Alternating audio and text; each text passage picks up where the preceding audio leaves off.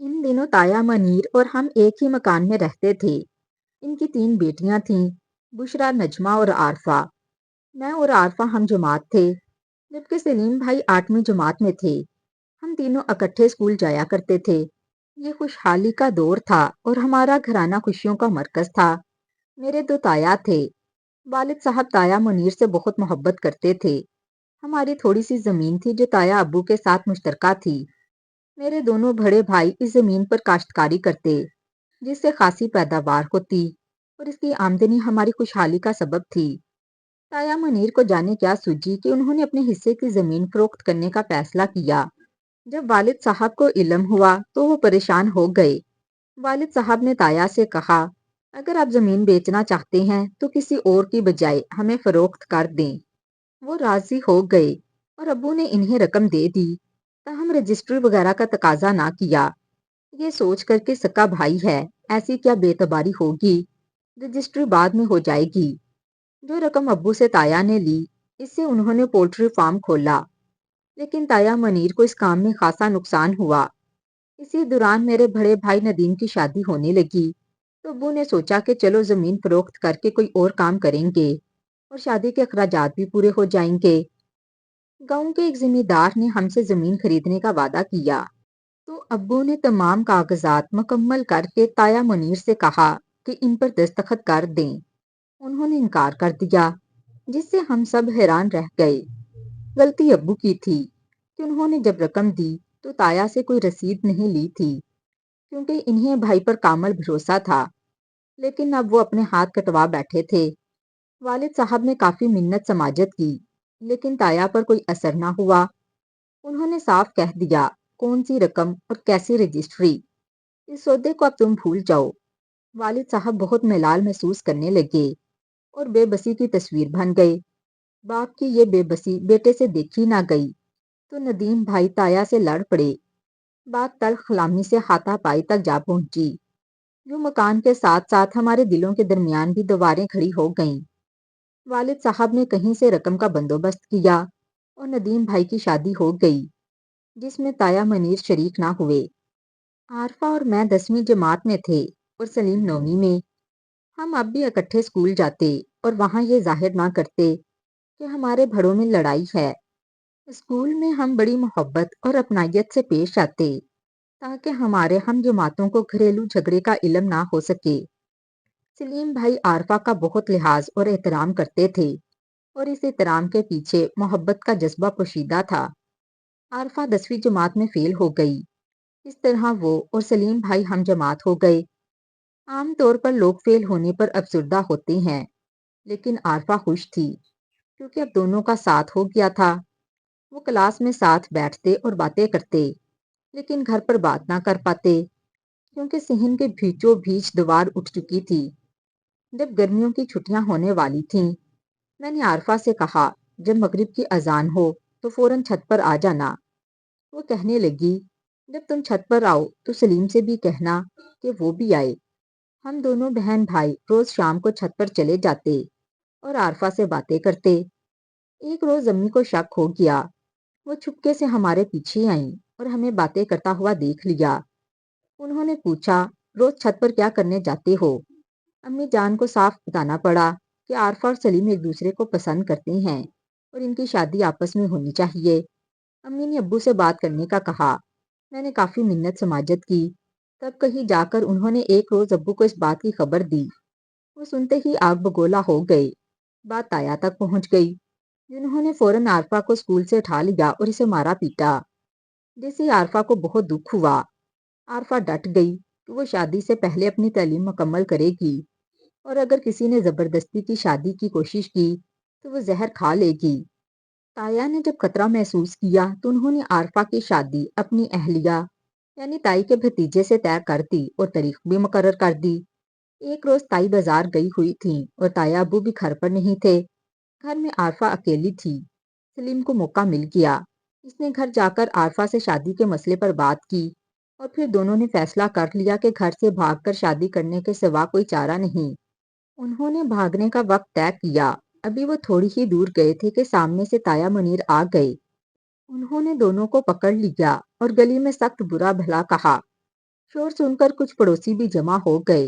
यूं ये खबर सारे गांव में फैल गई कि आरफा और सलीम घर से भाग रहे थे। वालदैन को खानदान वालों और रिश्तेदारों ने आड़े हाथों लिया कि तुम्हारे लड़के ने बहुत गलत किया। अच्छे खानदानों के लड़के ऐसी हरकत नहीं करते।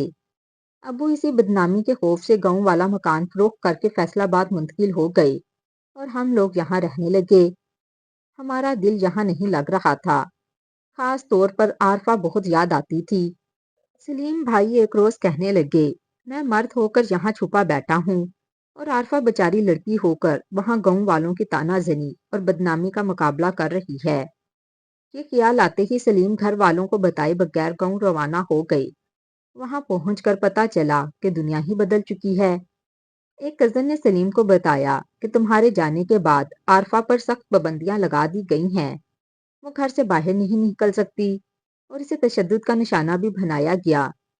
चंद रोज बाद इसके मामू और मुमानी आए क्योंकि शादी की तारीख मुकर्रर हो चुकी थी। आरफा ने मुमानी के सामने साफ इनकार कर दिया। एक तो भागने की बदनामी और ऊपर से शादी से इनकार। वालदैन सख्त बरहम हो गए। वो किसी को मुंह दिखाने के काबिल ना रहे। गुस्से में उन्होंने आरफा को इतना मारा कि इसका बाजू टूट गया। चीख पुकार सुनकर पड़ोसी आ गए और आरफा को छुड़ाया। उन्होंने वालदैन को समझाया कि बेटी पर इस तरह हाथ उठाना मुनासिब नहीं। बाजू की तकलीफ की वजह से आरफा बुरी तरह कराहती रही। तब इसकी बड़ी बहन बुशरा जो शादीशुदा थी और करीबी शहर में रहती थी, आई और आरफा को अपने साथ ले गई ताकि इसका बेहतर इलाज करवा सके।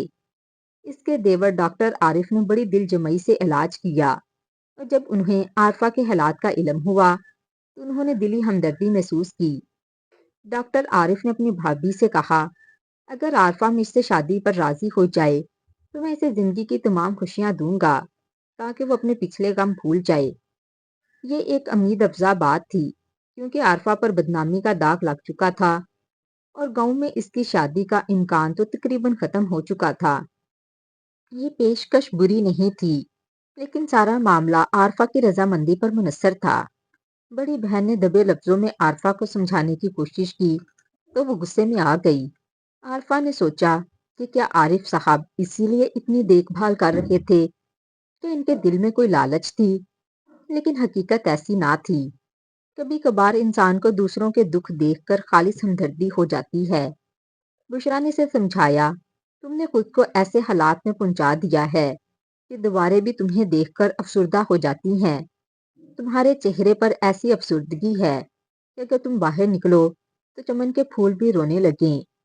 आरफा इतनी गमजदा थी कि किसी की बात सुनने को तैयार ना थी। इसे बस एक ही गम खाए जा रहा था कि सलीम का साथ छूट गया। बचपन का प्यार खो जाए तो दिल मुस्तकिल बेकरारी का शिकार हो जाता है और दुनिया की कोई शय अच्छी नहीं लगती। बुशरा बाजी जब इसे समझाकर थक गईं तो उन्होंने अम्मी अब्बू से अपने देवर की ख्वाहिश का इजहार किया। ताया और ताई बहुत खुश हुए कि इनकी बेटी जो गांव में बदनाम हो चुकी थी अब भी एक इतने अच्छे रिश्ते की हकदार ठहरी थी। बुशरा को उन्होंने तसल्ली दी, क्या फिक्र ना करें, आरफा को हम राजी कर लेंगे। आप बस देवर से कहें कि शादी की तैयारी करे। बुशरा बाजी दरमियान में फंसकर रह गईं। आरफा तो शादी से कबल ही किसी उजड़ी हुई सहागन की तरह दिखती थी। इसके चेहरे से उदासी बरसती थी। वो सोगवारी में आठ आठ आंसू बहाती रहती। ऐसी गमजदा रूह को समझाना किसी के बस की बात ना थी। असल कसूर तो सरासर ताया का था, जो अपने सगे भाई से रकम लेने के बावजूद जमीन पर काबज थे और नाराज भी खुद ही थे।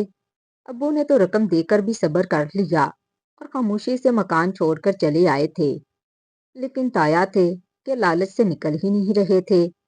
आरफा और सलीम जो एक ही घर में पले बढ़े थे अब दरिया के दो किनारे बन चुके थे। एक रोज ताया और ताई बुशरा के घर गए जहां आरफा सोगवारी के आलम में बैठी थी। अपने वालदैन को देखकर इसे सख्ता सा हो गया। जबान बंद हो गई और आंखें खला में मुअल्लक रह गईं। ताई बेटी को इस हालत में देखकर खुद सकते में आ गईं और इनका सारा जोशो खरोश ठंडा पड़ गया। बुशरा ने जब आरफा को जोर से हिलाया और झटका दिया तो वो जमीन पर गिर पड़ी और फिर कभी ना उठ सकी। दरअसल इसका दिल सदमे की ताप ना लाकर बंद हो चुका था। वो इस जहाने फानी से कूच कर गई थी।